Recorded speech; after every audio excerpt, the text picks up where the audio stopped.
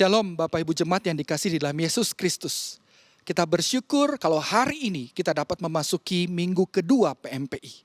Saya mengajak setiap kita untuk dapat mengambil saat teduh sebelum memulai ibadah hari ini.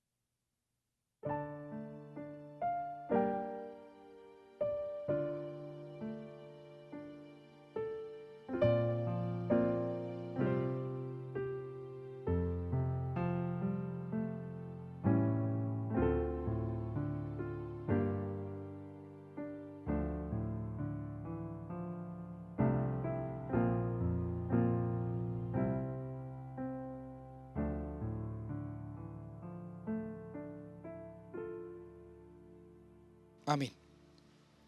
Dengan berdiri di hadapan Tuhan, marilah kita sama-sama mengakui bahwa ibadah hari ini dilaksanakan oleh karena pertolongan kita dari Tuhan yang menciptakan langit dan bumi serta memelihara ciptaannya untuk selama-lamanya. Dan turunlah kiranya atas setiap engkau semua berkat anugerah dari Allah Bapa, Allah Anak dan Allah Roh Kudus yang menyertai ibadah kita hari ini. Puji Tuhan. Mazmur 66 ayat yang kelima yang menjadi nats panggilan beribadah kita berbunyi demikian. Pergilah dan lihatlah pekerjaan-pekerjaan Allah. Ia dahsyat dalam perbuatannya terhadap manusia. Mari kita puji Tuhan dengan mengakui bahwa karya Kristus yang telah memberikan jaminan bagi setiap orang yang percaya kepadanya. Mari kita pujian jaminan mulia.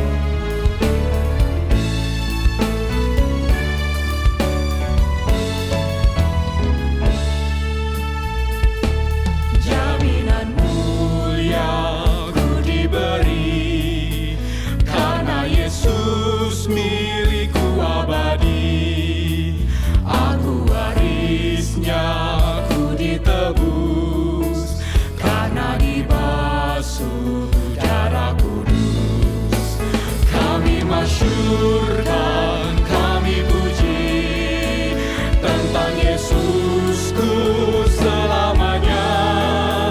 Kami masyurkan, kami puji tentang Yesusku selamanya. Aku mau taat sepenuhnya. Aku mau taat sepenuhnya. Surga surgawi turun melimpah, malaikat datang bawa berita, kasih karunia dari Bapa. Kami masyurkan, kami puji tentang Yesusku selamanya. Kami masyurkan, kami puji tentang Yesusku selamanya. Saudara, Yesuslah juru selamat yang memberikan janji kemenangan, memberikan janji pelepasan bagi setiap orang yang mempercayai kepadanya. Yesus, Engkau juru selamatku, dalam janji-Mu kemenanganku. Selamanya Kau nyatakan besar setia-Mu Tuhan di hidupku.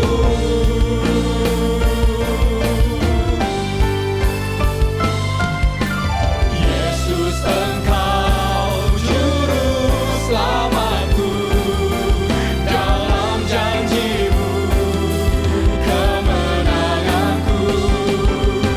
Selamanya Kau nyatakan besar setia-Mu Tuhan di hidupku. Besar setiamu Tuhan di hidupku. Puji Tuhan. Mari Bapak Ibu kita bersama-sama berdoa. Tuhan, kami bersyukur kalau pada hari ini Tuhan memberikan kesempatan bagi setiap kami untuk boleh beribadah kepada Tuhan. Kami bersyukur oleh karena penyertaan dan pemeliharaan Allah yang masih ada, yang Tuhan hadirkan di dalam kehidupan kami. di mana kami boleh menikmati hari lepas hari bersama dengan keluarga. Kami boleh bekerja, kami boleh menikmati hari juga bersama dengan Tuhan. Dan kami boleh beribadah itu semata-mata penyertaan Tuhan saja. Hari Tuhan kami menyerahkan untuk setiap kami, dimanapun kami berada, di dalam ibadah hari ini. Biar kami menikmati akan Engkau Tuhan. Kami boleh melihat bagaimana karya Allah dinyatakan melalui firman Allah, melalui setiap kesaksian demi kesaksian yang boleh kami nyatakan di hadapan Tuhan. Kami juga berdoa untuk setiap rekan-rekan kami, saudara-saudara seiman kami, di dalam kelemahan mereka, di dalam keterbatasan mereka oleh karena mereka terbaring lemah, oleh karena mereka menghadapi kelemahan tubuh. Mari Tuhan sembuhkan mereka. Ada juga di antara mereka yang juga bergumul di tengah-tengah persoalan ekonomi, persoalan keluarga. Mari Tuhan jamah mereka. Tuhan pulihkan mereka Tuhan. Karena kami rindu Tuhan, jemaat kami, setiap kami boleh disentuh oleh Engkau, oleh firman Allah. Yang mengajak kami Tuhan untuk kembali melihat bagaimana karya Allah yang sungguh dinyatakan. Yang sungguh diwujud nyatakan melalui setiap perbuatan-perbuatan yang ajaib di dalam kehidupan kami. Dan Tuhan, pimpinlah kami, pimpinlah setiap kami, agar kami sekali lagi menikmati akan Engkau. Di dalam nama Tuhan Yesus Kristus, kami bersyukur dan kami berdoa. Amin, puji Tuhan. Jemaat dipersilakan duduk kembali.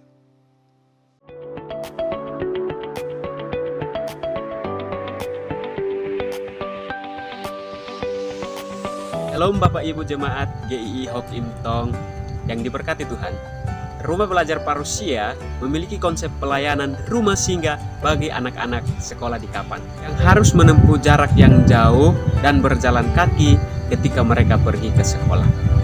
Visi dari Rumah Belajar Parusia Kapan adalah menjadikan remaja Kristen di Kapan murid Kristus yang memuridkan dengan memaksimalkan potensi yang Tuhan percayakan sehingga memberikan dampak nyata bagi kesejahteraan lingkungan sekitar. Salam, saya Esther. Saya sekarang berada di kelas 12. Saya bersyukur bisa tinggal di Rumah Belajar Parusia. Saya bisa belajar hidup bersama dengan teman-teman, belajar pelajaran sekolah.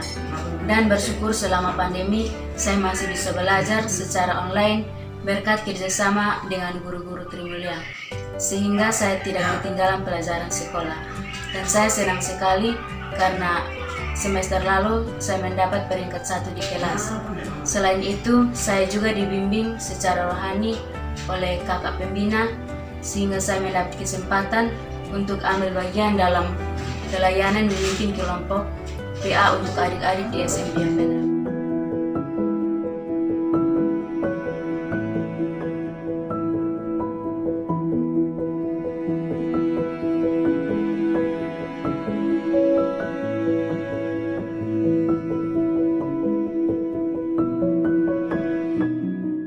Saya dengan adanya RPP di Kapan, saya sangat bersyukur membantu anak-anak sekolah yang rumah mereka jauh daripada sekolah. Dan juga kakak-kakak yang ada di RPP dapat menolong kami dan membantu kami dalam pelayanan, termasuk juga anak-anak yang ada. Di situ saya bersyukur karena dengan adanya Going Cup dapat menolong anak-anak yang ada untuk mereka lebih lagi mengenal Kristus dalam kehidupan mereka. Bukan saja mereka belajar bermain, tapi mereka juga belajar akan firman Tuhan dan mereka mau lebih dekat kepada Tuhan. Termasuk anak saya yang ada di dalam Going Cup, ketika mereka mengikuti Going Cup, kehidupan mereka juga semakin bertumbuh dan hidup mereka juga semakin hari semakin berubah. Shalom, saya Felicia, kelas 3 SD. Saya sangat bersyukur kepada Tuhan Yesus karena bisa mengikuti Growing Club di RBP. Karena biasanya hari Minggu saya hanya bermain-main saja. Sekarang hari Minggu saya diisi dengan firman Tuhan. Sambil bermain, saya juga belajar lagu baru, bercerita Injil, belajar dalam kelompok kecil di Growing Club. Saya senang belajar untuk bertumbuh dalam Tuhan bersama teman-teman yang lainnya. Kami ucapkan terima kasih kepada seluruh jemaat GII Hokim Tong dan Parusia atas dukungan melalui doa, daya, dan dana serta janji iman seluruh jemaat di dalam pelayanan misi di Kapan. Ia selalu dalam pengabaran Injilnya. To the next level. Pujilah Tuhan, hai jiwaku, pujilah namanya yang kudus, hai segenap batinku. Pujilah Tuhan, hai jiwaku, dan janganlah lupakan segala kebaikannya. Dia yang mengampuni segala kesalahanmu, yang menyembuhkan segala penyakitmu, Dia yang menebus hidupmu dari lubang kubur, yang memahkotai engkau dengan kasih setia dan rahmat. Dia yang memuaskan hasratmu dengan kebaikan, sehingga masa mudamu menjadi baru seperti pada burung Raja Wali. Mari jemaat bersama-sama, pujilah Tuhan, hai segala buatannya, di segala tempat kekuasaannya. Pujilah Tuhan, hai jiwaku. Bapak Ibu, karya Kristus bukan saja memberi kekuatan dan kelepasan, melainkan juga menyelamatkan serta memperbarui hidup kita. Mari kita respon kebenaran ini dengan pujian. Yang lemah dikuatkan, yang miskin diperkaya.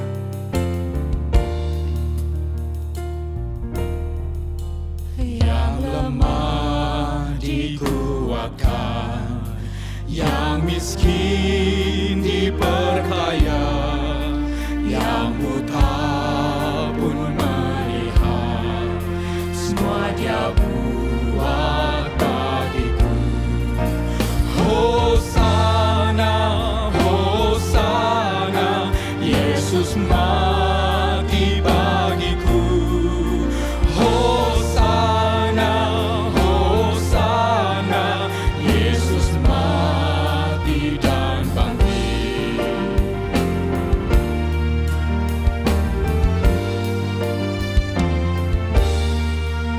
Ke sungaimu ku datang, dosaku engkau basuh, dari sorga mengalir kasih juru selamatku. Hosana, Hosana, Yesus mati bagiku. Hosana, Hosana, Yesus mati dan bangkit.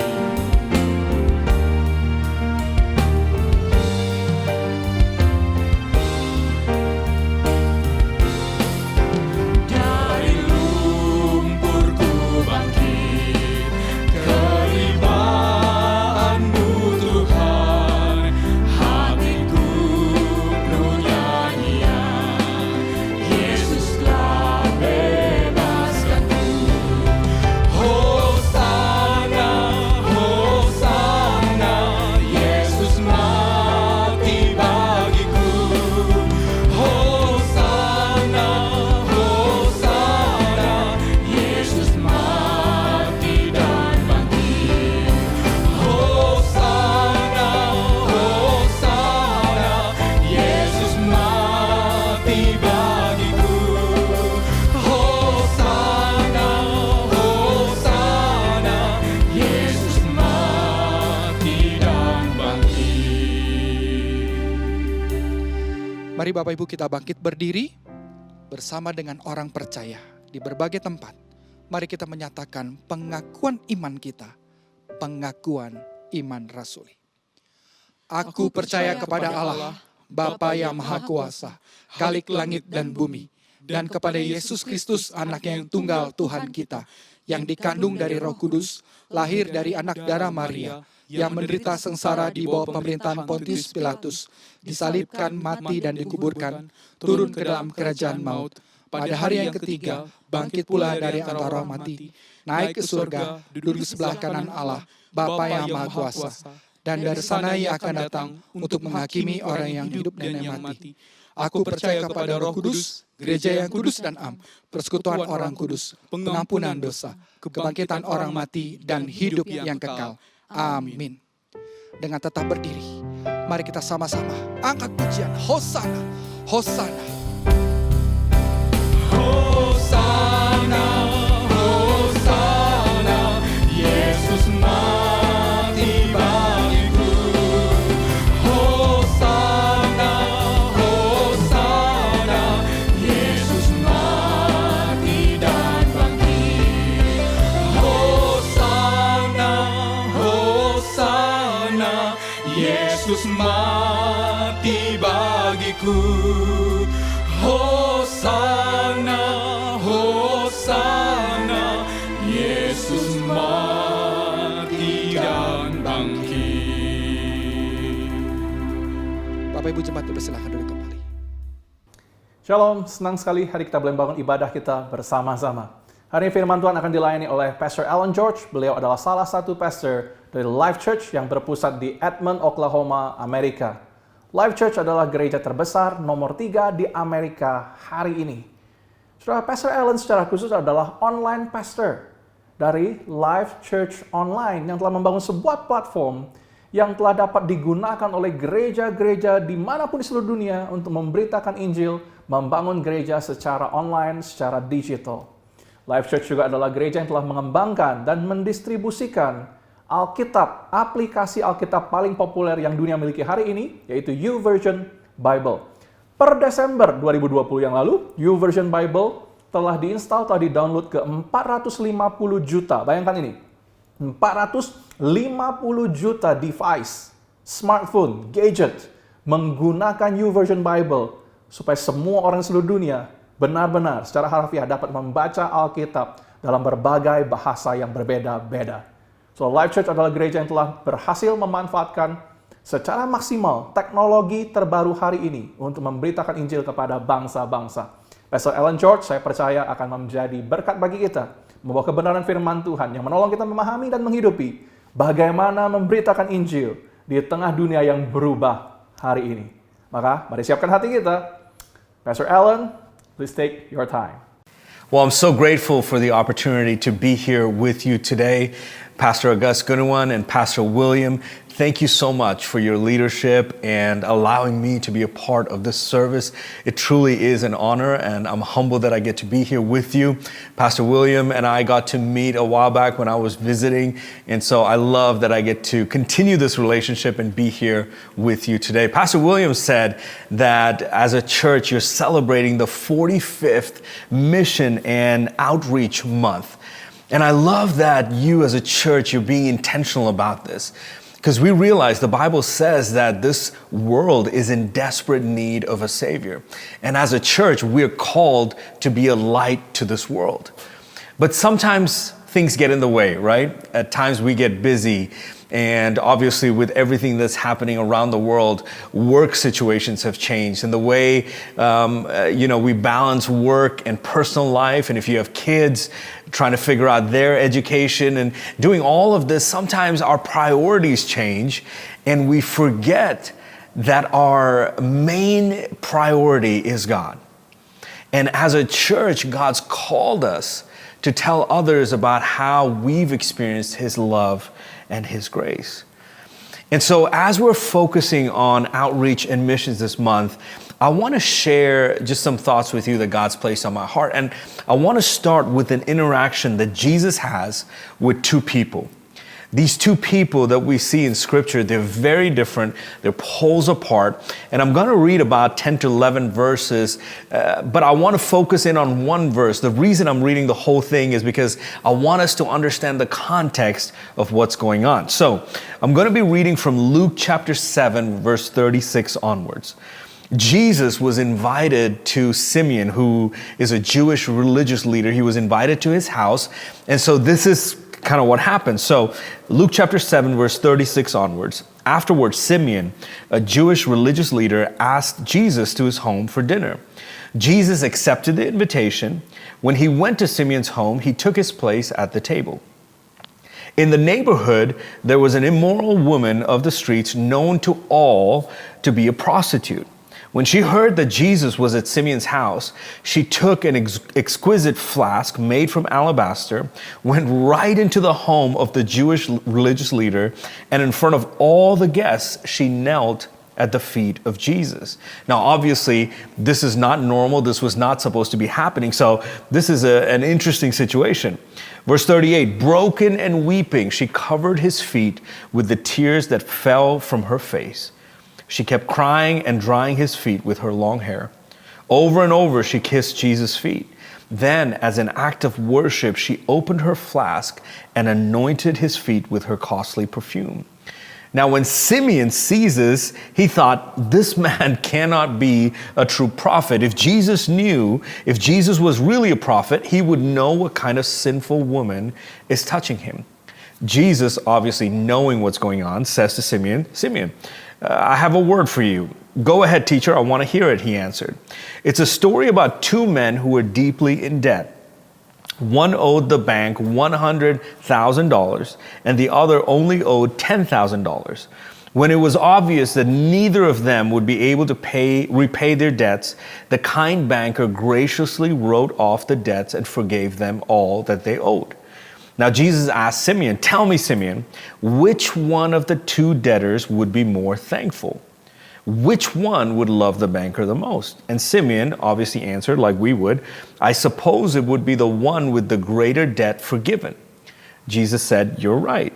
And he goes on to tell Simeon, he said, Simeon, this woman kneeling here, she is doing for me what you didn't bother to do.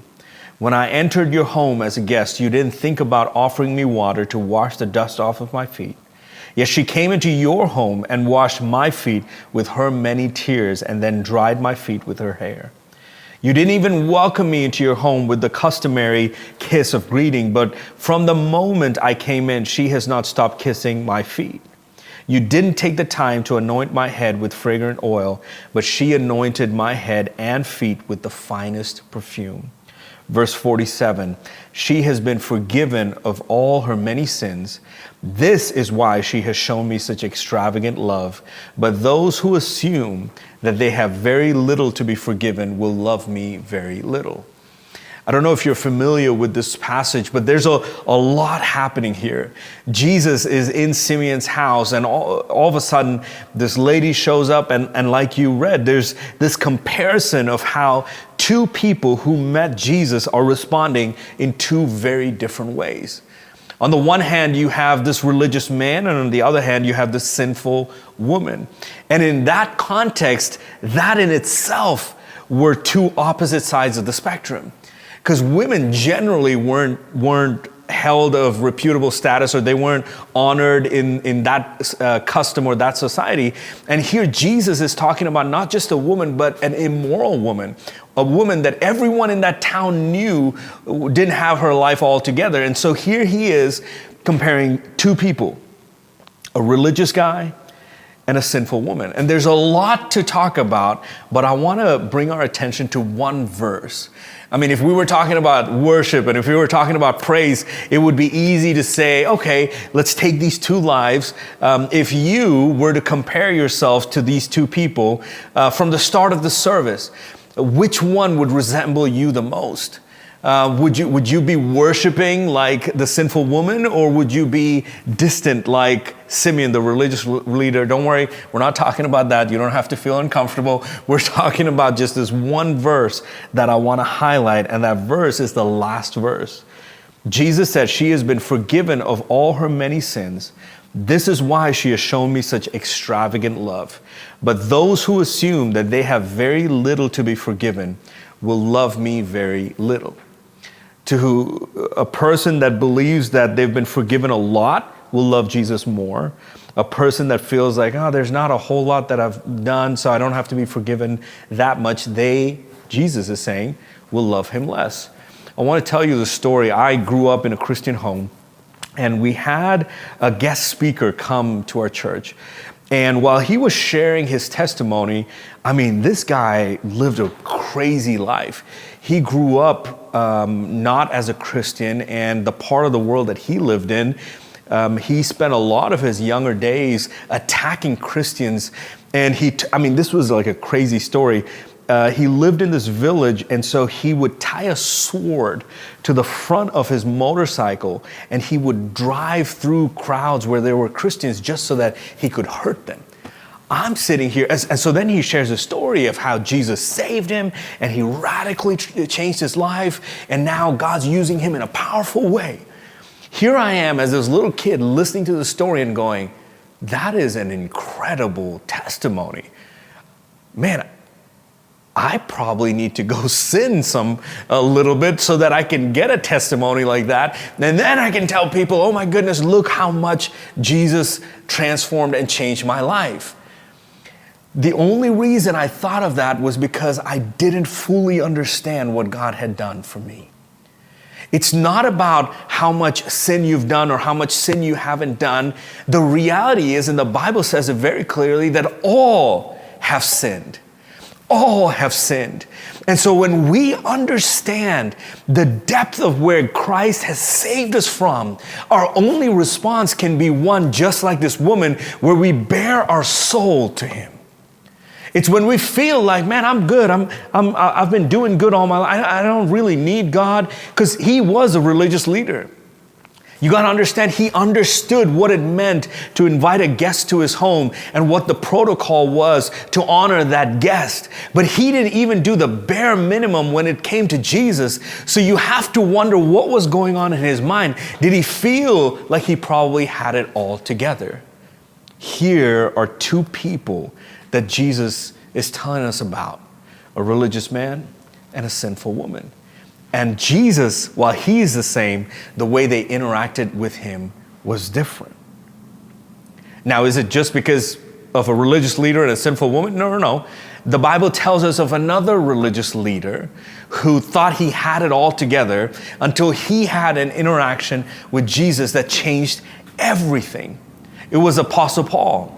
The Apostle Paul was the one that said, for all have sinned and fallen short of the glory of God. The Apostle Paul understood that while he was religious, while he was doing everything that he knew, he realized that his actions didn't make him holy. It was Jesus Christ who forgave him of his sins, and it was Jesus Christ who had all the glory. It was because of what Jesus did that Paul could enter into the presence of God.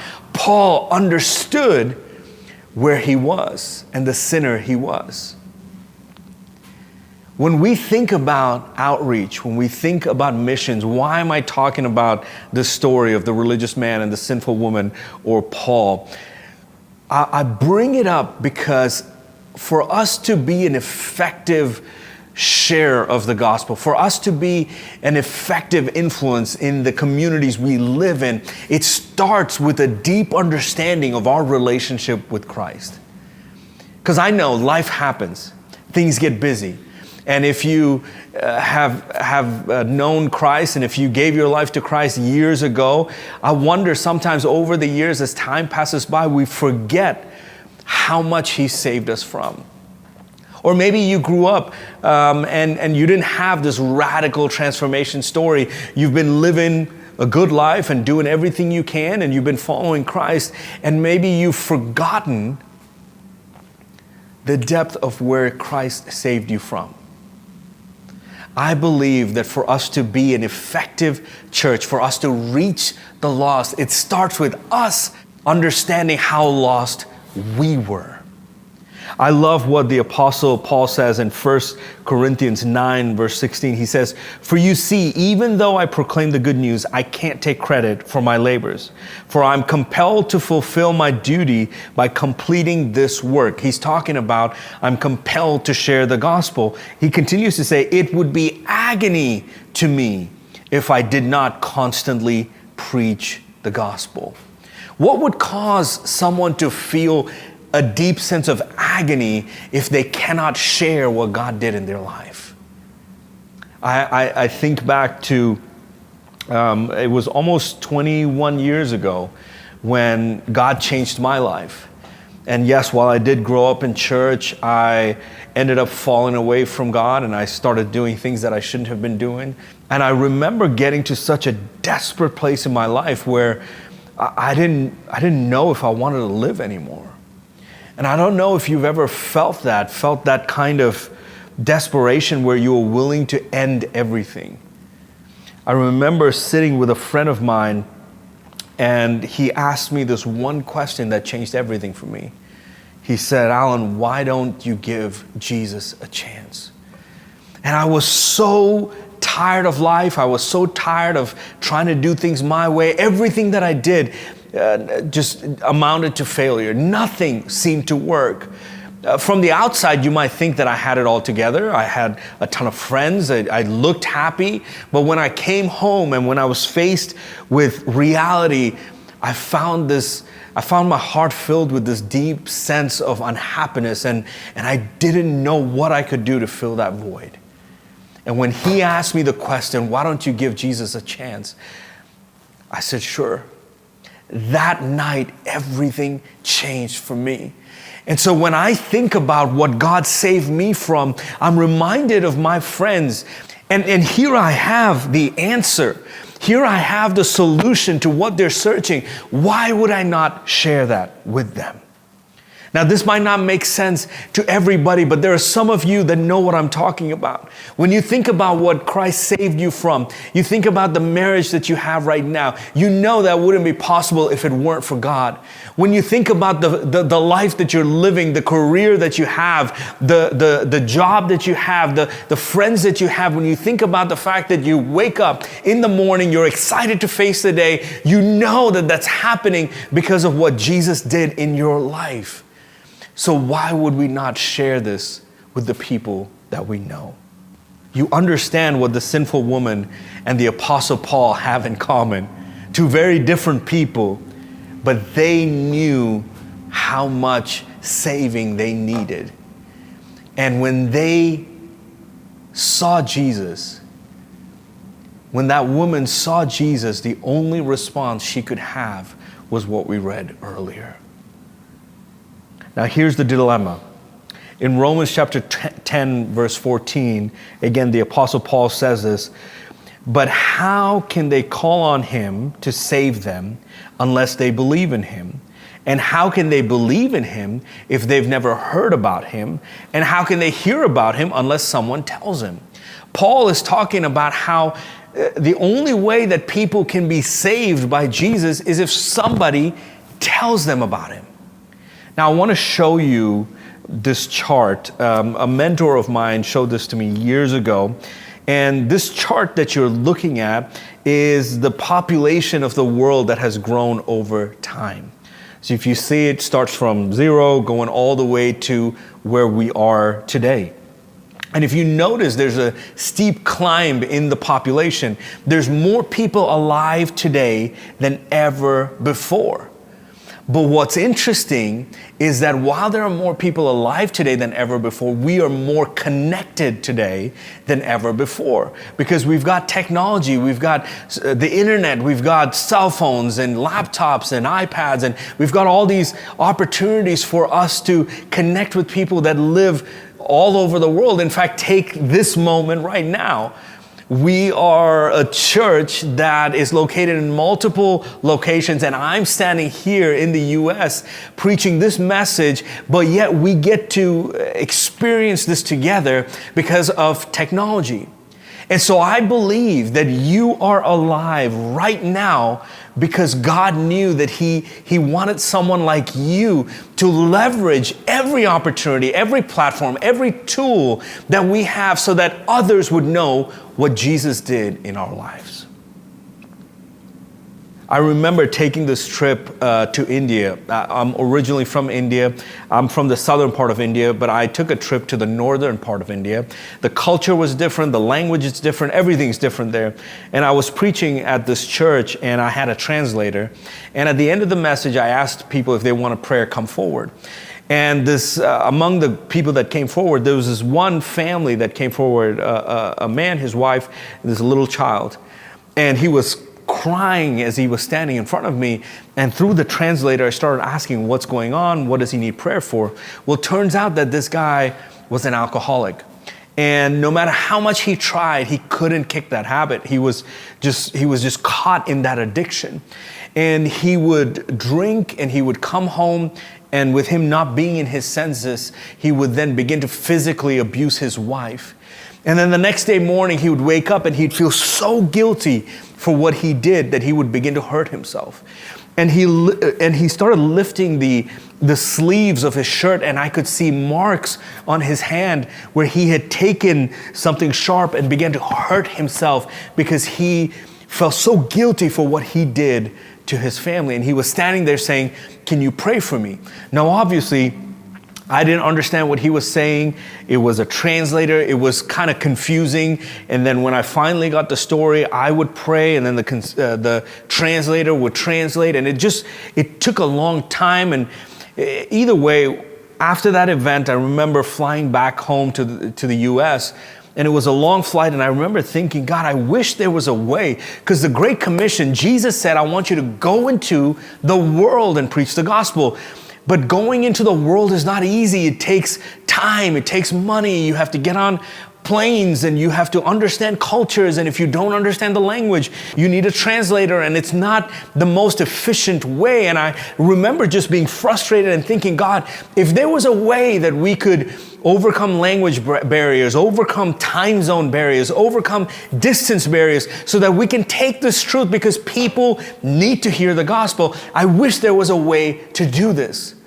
Fast forward, I think it was almost 3 or 4 years later, I got the opportunity to be part of an amazing move of God where we leverage technology to reach people from every country on earth. You have that same opportunity.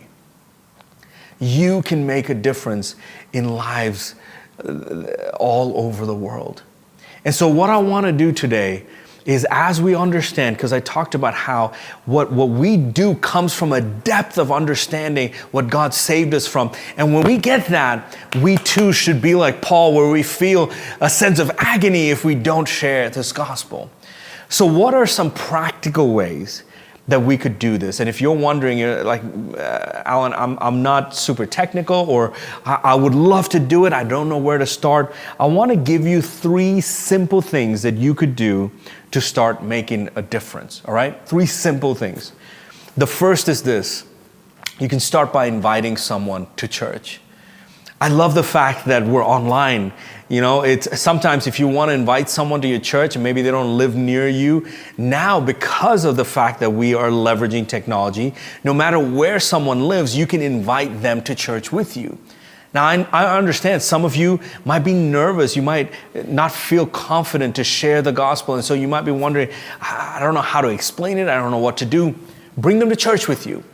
Bring them to church with you, because when they come to church, you know, especially here, you know that they're going to hear a powerful message, that they're going to meet a loving community, and they will experience the love of God, which can radically transform their lives.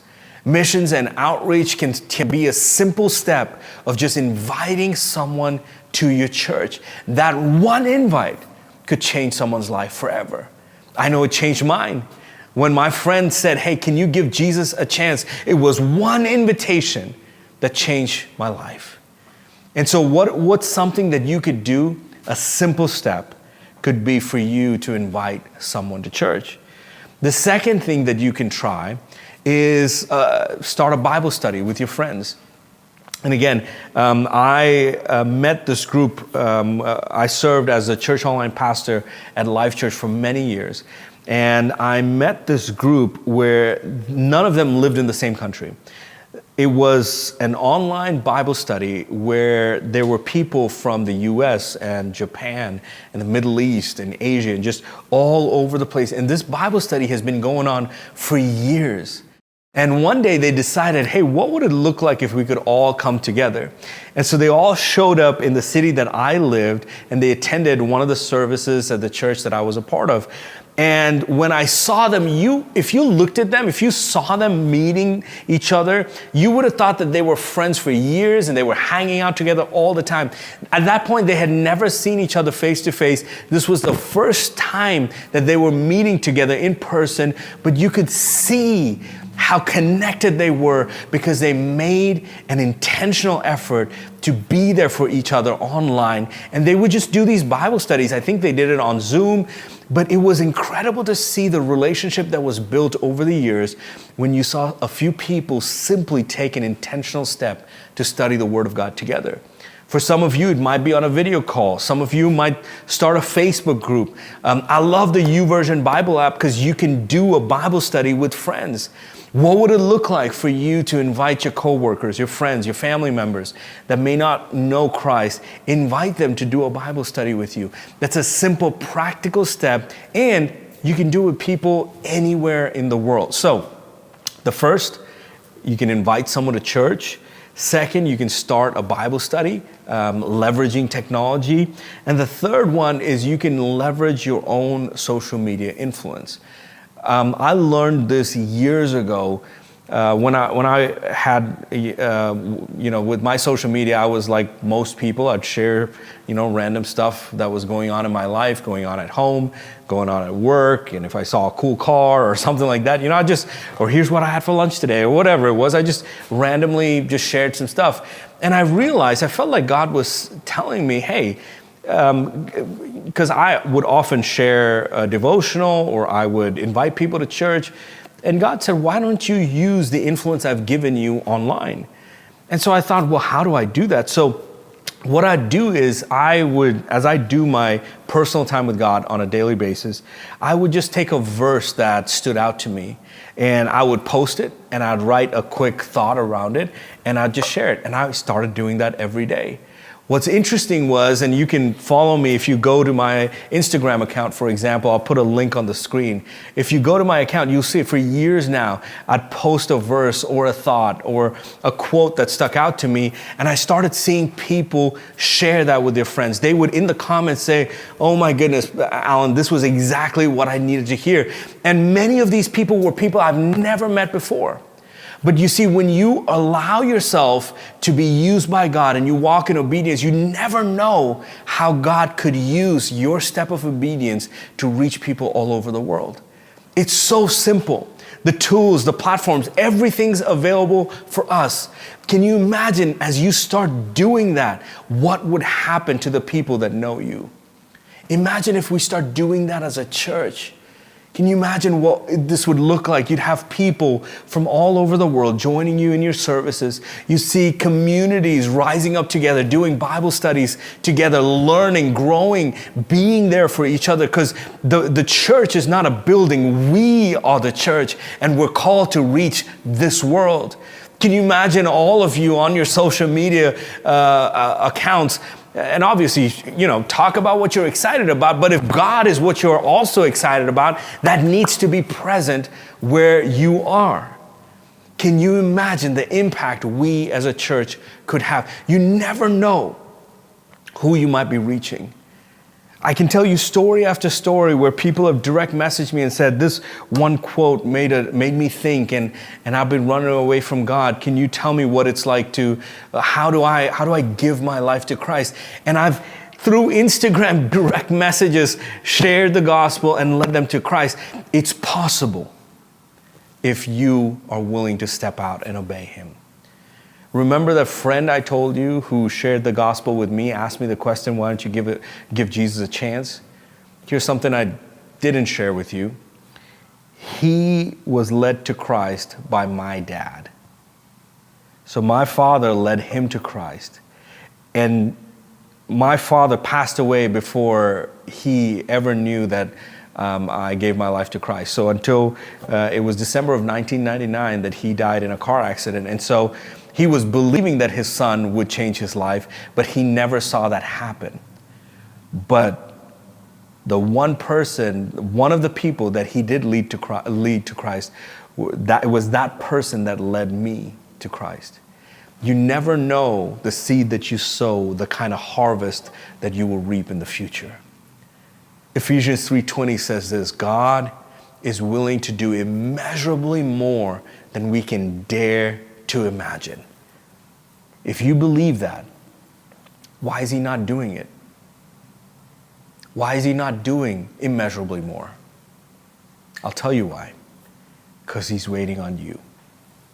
And so my prayer for you this year, this month, this outreach and mission month, I pray would be a turning point in your life. For those of you who are already doing this, I pray that you step into a next level. Your intensity just goes to the next level, and you begin to be intentional, and you have eyes to see the people that God's leading you to.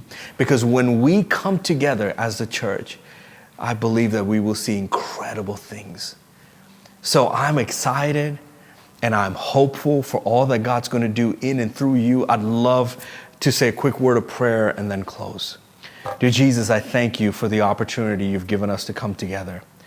I pray that for those who are hearing my voice right now, I pray that you would speak to their hearts, give them the confidence and the boldness to do what you've called them to do. I pray that this church would be a church that reaches people all over the world, that they would see story after story where lives have been completely transformed because of their obedience. God, we believe that you can do immeasurably more than we can dare to imagine. And I thank you that in the following days, weeks, months, we're going to see the result of the seeds that have been sown. We love you, and it's in Jesus' name we pray. Amen. Saya percaya setiap kita telah diberkati oleh firman Tuhan. Firman Tuhan mengingatkan kepada kita, seorang wanita berdosa yang sungguh-sungguh sadar, sungguh-sungguh paham, sungguh-sungguh mengakui anugerah Tuhan yang telah dia terima, mengubahkan seluruh kehidupannya.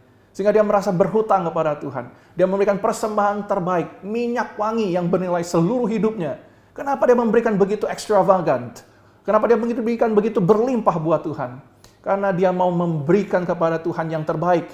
Dia ingin rindu memberikan hanya yang terbaik kepada Tuhan, yang telah memberikan hanya yang terbaik untuk dirinya, untuk kita. Tuhan telah memberikan nyawanya. Tuhan telah memberikan nyawanya bagi tebusan bagi banyak orang, untuk menebus dosa setiap kita. Maka sebenarnya kita memiliki hutang Injil bagi Tuhan kita. Pastor Alan mengingatkan kepada kita bahwa kita bisa membangun pelayanan kita hari ini dimulai dari tempat di mana kita berada. Kita nggak perlu jauh, karena pelayanan misi pemuridan bukanlah program, tapi sesuatu yang bisa kita kerjakan hari ini, dalam situasi kita hari ini, dalam konteks kita hari ini. Kita bisa mengundang seseorang pergi ke gereja, atau kita bisa mengundang seseorang untuk hadir dan menikmati ibadah kita secara online, membawa mereka untuk punya kesempatan berjumpa dengan Yesus secara pribadi. Kita bisa membangun kru yang baru, kita bisa membangun small groups, membangun care group yang sungguh-sungguh bertumbuh, sungguh-sungguh rindu mencari Tuhan, sungguh-sungguh rindu untuk berakar pada firman Tuhan, untuk mengalami Yesus, untuk membawa Tuhan dalam kehidupan banyak orang. Dan yang ketiga, kita belajar bahwa kita bisa menggunakan media sosial kita pribadi, media sosial pribadi kita untuk membawa Yesus, untuk memperkenalkan nama Yesus kepada banyak orang di luar sana, relasi-relasi yang kita miliki. Pastor Alan berkata bahwa setiap ayat yang kita sampaikan, setiap pokok doa yang kita naikkan, setiap sharing kebenaran yang kita bawa di platform media sosial kita, memberi kesempatan kepada orang-orang, sahabat-sahabat kita, untuk mereka bisa mendengar tentang Injil Yesus Kristus. Sesuatu yang kita bisa lakukan tanpa diprogram. Kita bisa melakukannya mulai dari hari ini. Dan itu adalah apa yang kita bisa lakukan. Apa yang kita bisa berikan buat Tuhan. Hari ini, sebelum kita menutup ibadah kita, saya rindu untuk seperti minggu yang lalu sudah dibagikan oleh Pastor Agus Gunawan, telah dibagikan oleh Pendeta Agus, bahwa kita punya kesempatan berbagian dalam pelayanan misi pemuridan. Kita diberi kesempatan untuk boleh berbagian, mensupport misi yang dikerjakan di gereja kita.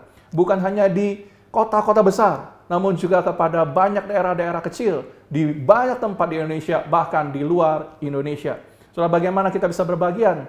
Saya bisa melihat QR code, saudara bisa masuk ke sebuah electronic formulir, e-form, di di mana kita bisa mengisi data kita bisa mengisi komitmen kita dalam bentuk 3D, yaitu daya, doa, dana. Daya, waktu kita mau berkata, Tuhan, aku mau terlibat dalam misi pemuridan, aku mau memberitakan Injil kepada banyak orang, aku mau terlibat dalam pelayanan misi. Saudara tik, bawa kerinduan saudara di sana, cantumkan kerinduan saudara di sana. Itu adalah daya. Apa yang bisa kita lakukan, apa yang kita rindu berikan, lakukan untuk Tuhan. Yang kedua adalah doa. Saudara berkata, saya rindu berdoa untuk pelayanan misi. Saya rindu berdoa untuk pelayanan, untuk membawa Yesus kepada banyak orang. Saya rindu terlibat dalam pelayanan doa bagi misi Tuhan. Saudara cantumkan di sana, saudara kasih tanda, tik di sana. Saudara akan dikirimi pokok-pokok doa sejangka waktu sekali, supaya kita bisa doakan bersama-sama. Yang ketiga, kita bisa memberikan dukungan dana. Saya rindu berbagian, menggunakan resource yang saya miliki untuk membawa Injil, untuk mendukung gereja Tuhan, untuk mendukung Parousia Ministry, untuk membawa Yesus ke pelosok-pelosok dunia, untuk membawa nama Tuhan kepada banyak orang di luar sana yang membutuhkan Injil Tuhan. 3D, daya, doa, dana. Mari kita ambil waktu sejenak. Mari kita memberi yang terbaik buat Tuhan kita. Saya rindu berdoa bagi setiap Anda, supaya waktu kita memberi kepada Tuhan, sungguh-sungguh kita memberi, karena kita rindu memberi dari hati kita, dari apa yang Tuhan telah berikan bagi kita, untuk mensupport misi pemuridan di tengah dunia. Mari kita berdoa. Bapa di dalam surga, kami bersyukur untuk berkat, pertolongan, anugerah yang telah kami terima. Kami bersyukur untuk Yesus, untuk Injil yang telah mengubahkan, membangun kehidupan kami, menghapus segala dosa kami, memberikan pada kami kehidupan yang baru di dalam Kristus Yesus Tuhan. Hari ini kami mendapat kesempatan untuk boleh mensupport pelayanan misi pemuridan di gereja kami. Kami berdoa, berikan kepada kami hatimu, berikan kepada kami matamu, tanganmu, kakimu. Kami rindu berbagian, kami ingin terlibat dalam misi pemuridan bersama-sama. Tuhan berikan pada kami komitmen untuk kami boleh menyumbang daya kami untuk terlibat dalam misi pemuridan. Kami berdoa, Tuhan berikan kepada kami roh-Mu juga, supaya kami boleh berikan hati yang rindu bersehati bersama-sama, berdoa bagi pelayanan misi yang kami kerjakan, supaya nama Yesus diberitakan, Injil Tuhan dinyatakan kepada banyak orang yang membutuhkan di luar sana. Dan kami berdoa, Tuhan yang telah memberkati kami, biar kepada kami juga diberikan kemurahan hati untuk mensupport pelayanan misi pemuridan dengan dana kami, dengan uang yang kami miliki, dengan apa yang telah Kau percayakan kepada masing-masing kami. Tuhan, berikan kepada kami kerelaan, daya, doa, dana, memberi yang terbaik kepada Tuhan, yang hanya memberi yang terbaik buat kehidupan kami. Kami rindu menjadi perpanjangan tangan Tuhan, memberitakan Injil bagi bangsa-bangsa. Ini persembahan kami, ini komitmen kami berdoa di dalam nama Tuhan Yesus. Amin. Cara pengisian form janji iman online. Scan QR Code yang tertera menggunakan kamera HP atau melalui cam scanner yang bisa di-download melalui Play Store. Setelah men-scan QR Code, maka akan muncul link form daya dana doa PMPI Papul 5. Bapak dan Ibu juga bisa mengakses e-form melalui bit.ly/form PMPI Papul 5. Dan Bapak Ibu akan langsung terhubung dengan e-form janji iman. Klik start di halaman pertama link, masukkan nama lengkap Bapak dan Ibu, klik OK setiap kali pengisian data selesai, dan ikuti petunjuk selanjutnya. Masukkan nomor anggota atau nomor simpatisan. Apabila Bapak dan Ibu tidak memiliki keduanya, masukkan angka 0 dan klik OK. Selanjutnya Bapak dan Ibu dapat memilih dukungan daya, kemudian pilih dukungan doa, dan kemudian dukungan dana sesuai komitmen Bapak dan Ibu. Jika besaran komitmen dana yang Bapak Ibu inginkan tidak ada dalam pilihan, klik pilihan angka yang dikosongkan dan masukkan besaran dana sesuai komitmen serta lama komitmen tersebut diambil. Terakhir, pilihlah dalam bentuk apa Bapak dan Ibu ingin laporan realisasi janji iman dikirimkan. Demikianlah cara Bapak dan Ibu mengisi e-form PMPI Papul 5. Data dan komitmen 3D yang Bapak Ibu isi akan dijaga kerahasiaannya dan tidak akan disebarluaskan. Mari bersama kita mendukung misi penginjilan melalui komitmen 3D. Terima kasih, Tuhan Yesus memberkati.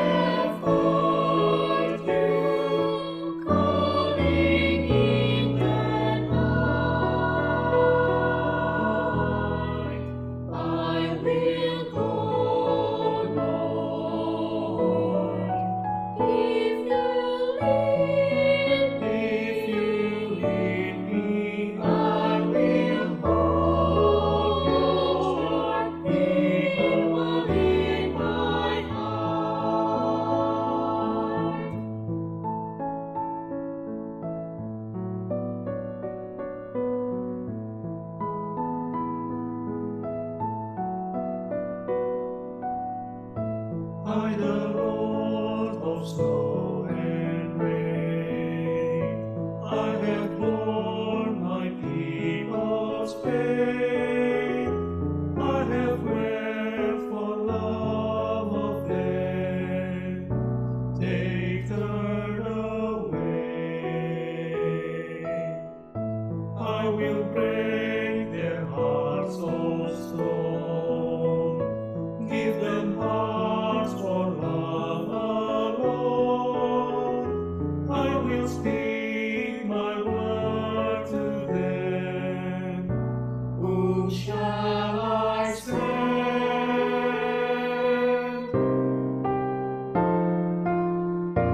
I, the Lord of wind and flame, I will tend the poor and lame. I will stand a feast for them. My hand will stay.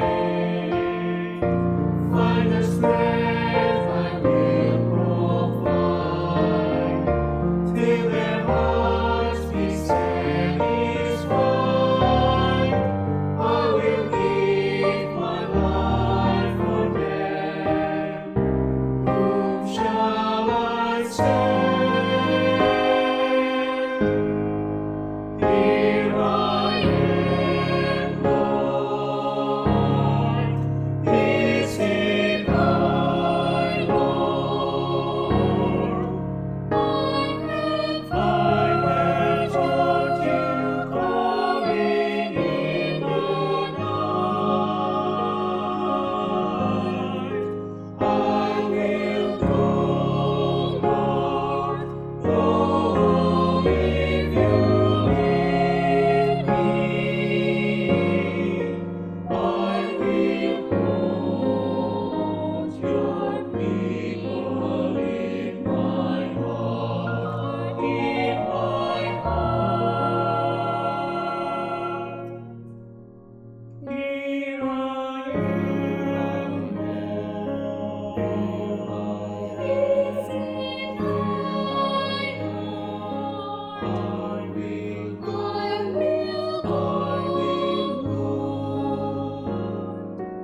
Here I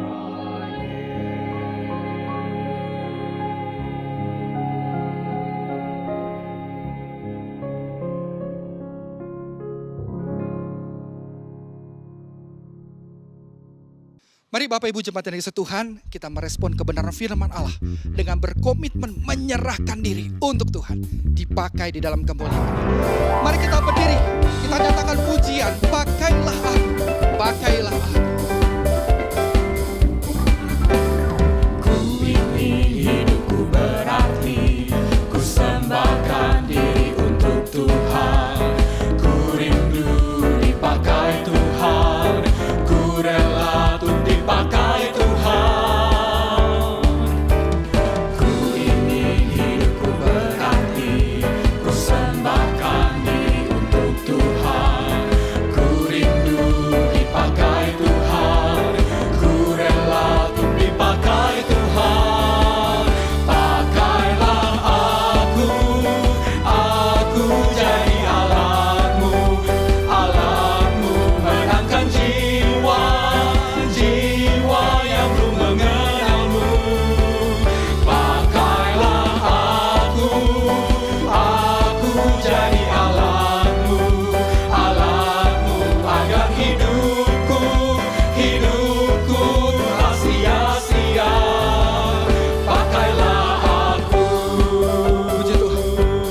Ku ingin hidupku berarti Tuhan, ku sembahkan untuk Tuhan. Ku ingin hidupku berarti, ku sembahkan diri untuk Tuhan. Ku rindu dipakai Tuhan, ku rela untuk dipakai Tuhan. Pakailah aku jadi alatmu, alatmu menangkan jiwa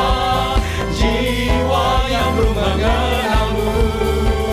Pakailah aku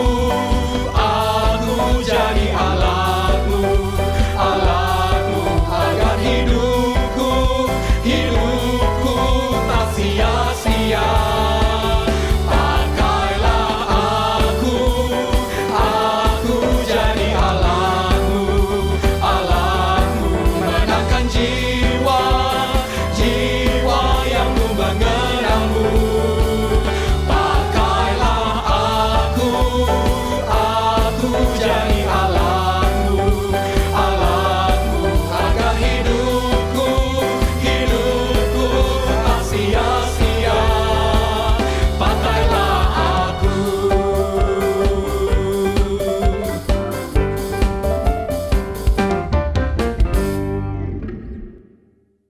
Mari kita berikan bentuk ucapan syukur kita kepada Tuhan melalui persembahan. Saudara dapat memberikan persembahan melalui scan QR Code yang tertera pada layar Anda. Persembahan tersedia dalam 2 kantong, yaitu kantong merah untuk operasional gereja dan kantong biru untuk bantuan diakonia.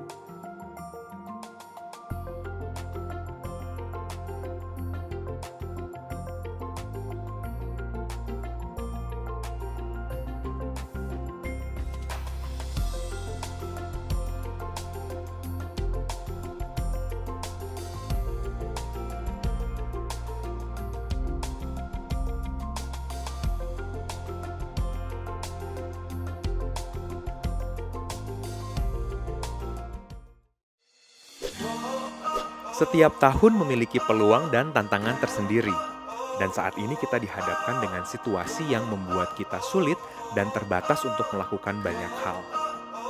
Tetapi kondisi ini tidak boleh menghentikan kita sebagai orang percaya untuk terus melakukan pelayanan dan pemberitaan kabar baik.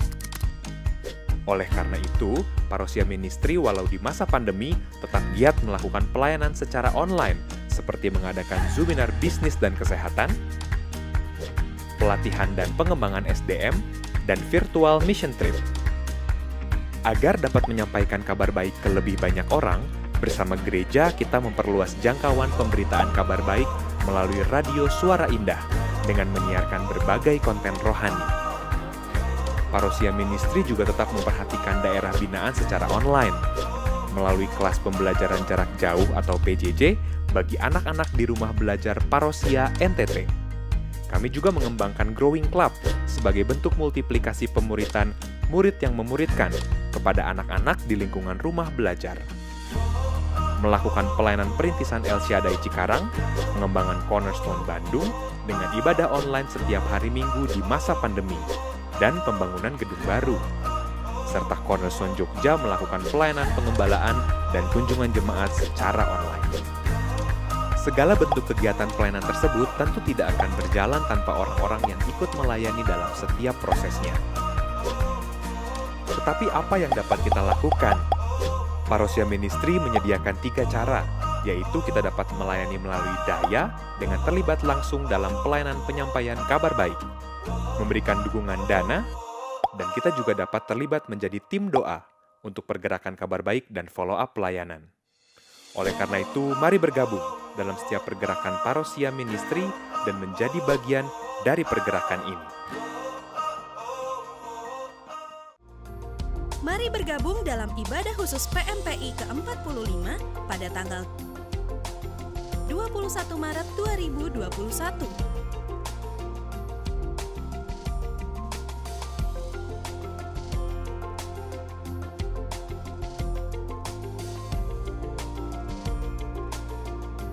Kebaktian doa dapat Anda ikuti melalui online streaming setiap hari Rabu.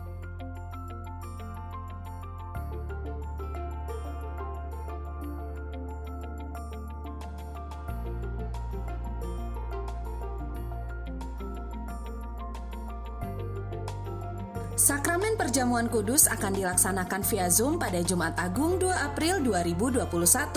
Untuk pembagian roti dan anggur serta jadwal pelaksanaannya, silakan hubungi lokasi masing-masing.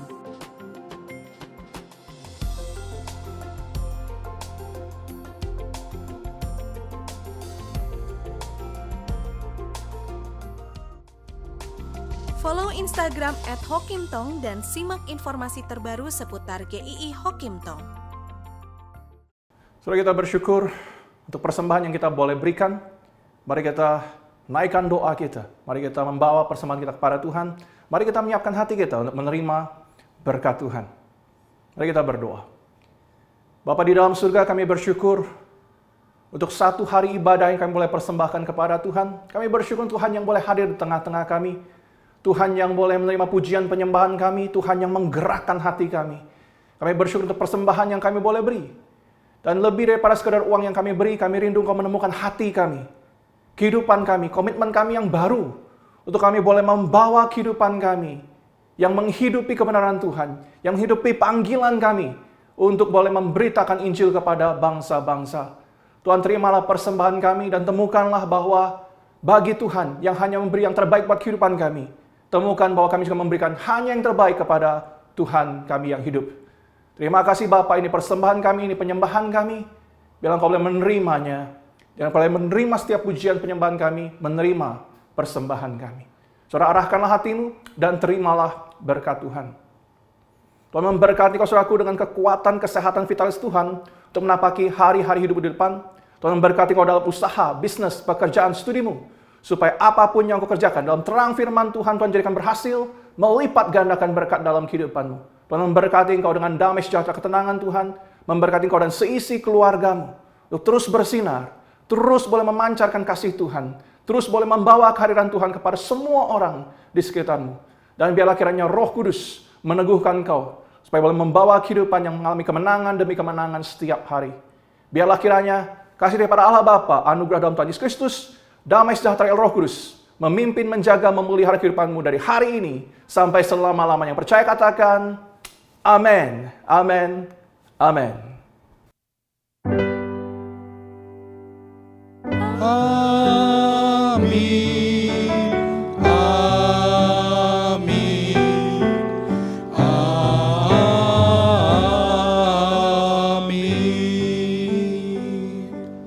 Jemaat itu silakan duduk kembali dan silakan mengambil saat teduh di hadapan Tuhan.